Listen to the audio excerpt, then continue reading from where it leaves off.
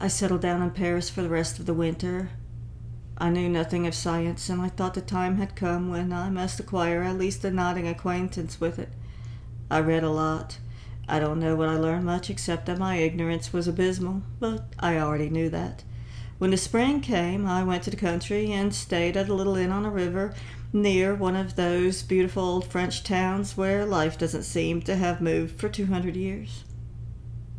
I guessed that this was the summer Larry had spent with Suzanne Riviere, but I didn't interrupt him.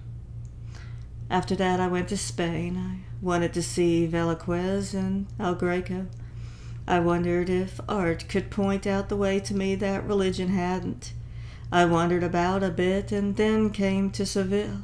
I liked it and thought I'd spend the winter there. I had myself been to Seville when I was 23, and I too had liked it.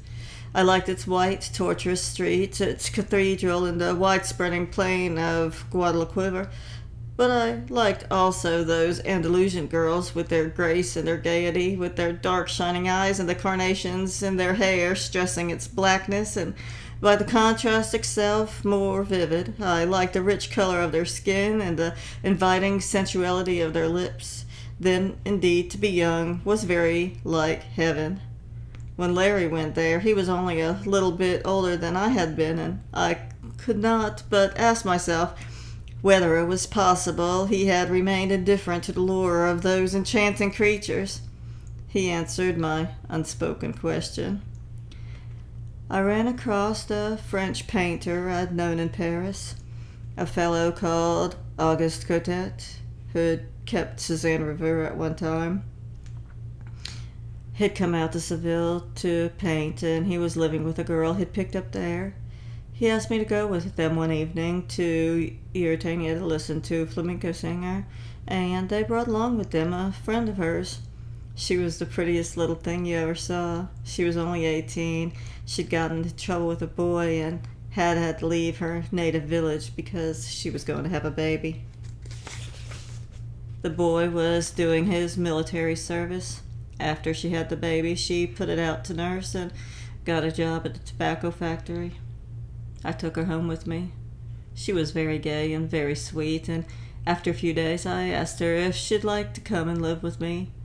She said she would, so we took a couple of rooms at the Casa de Hospedis and a bedroom and a sitting room. I told her she could leave her job, but she didn't want to, and that suited me because it left me my days to myself. We had the run of the kitchen, so she used to make my breakfast for me before she went to work, and then at midday she'd come back and cook lunch, and in the evening we'd dine at a restaurant and go to a movie or someplace to dance. She looked upon me as a lunatic because I had a rubber bath instead of having a cold sponge every morning. What does that mean? A rubber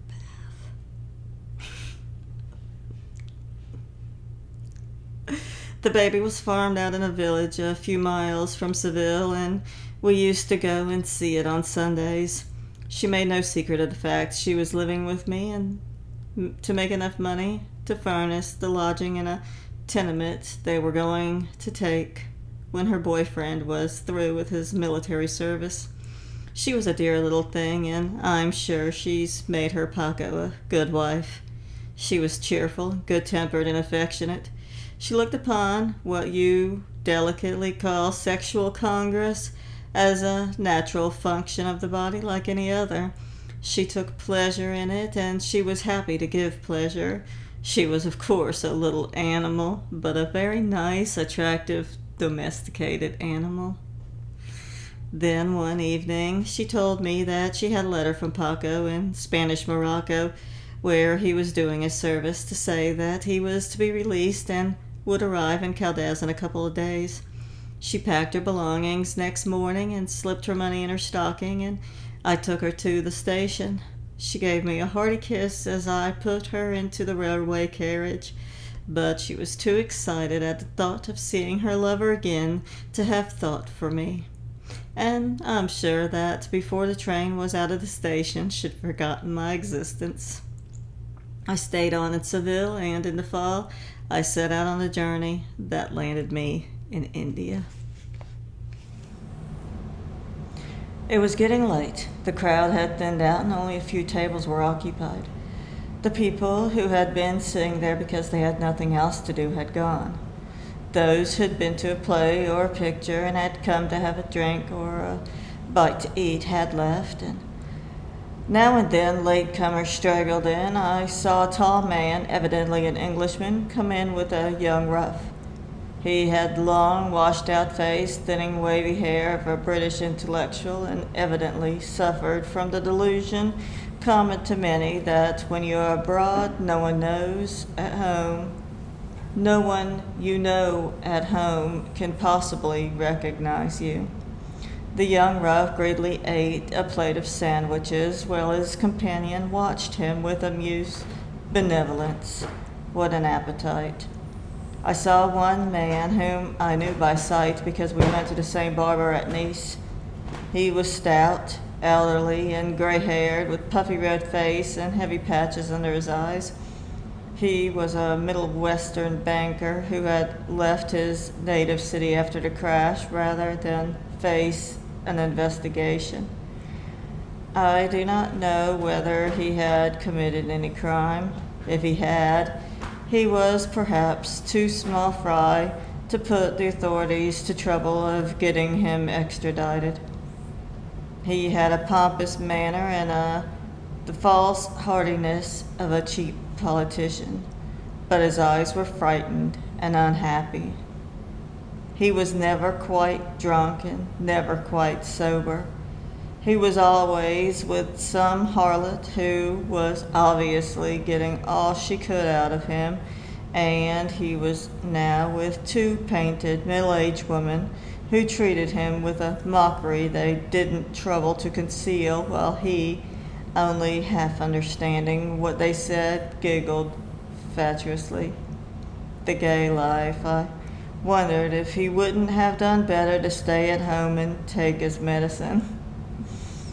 One day his women would have squeezed him dry, and then there would be nothing left for him but the river or an overdose of Vernerol. Between 2 and 3 there was a slight increase of customers, and I supposed that the nightclubs were closing their doors. A bunch of young Americans strolled in, very drunk and noisy, but they didn't stay long. Not far from us, 2 fat, somber women, tightly fitted into mannish clothes, sat side by side, drinking whiskeys and sodas in gloomy silence. A party in evening dress put up an appearance, what they call in French "Jenna du monde," who had evidently been doing the rounds and now wanted a spot of supper to finish up with. They came and went. My curiosity had been excited by a little man, quietly dressed, who had been sitting there for an hour or more with a glass of beer in front of him reading the paper. He had a neat black beard and wore pince-nez. At last a woman came in and joined him. He gave her a nod devoid of friendliness, and I conjectured that he was annoyed because she had kept him waiting. She was young, rather shabby, but heavily painted, and looked very tired. Presently I noticed her take something out of her bag and hand it to him. Money. He looked at it and his face darkened.